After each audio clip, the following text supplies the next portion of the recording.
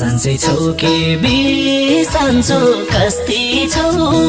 फेरि आऊ कि पहिलाकै जस्ती छौ आफूसँग आफै हारे म मैले घामलाई सोधिन कि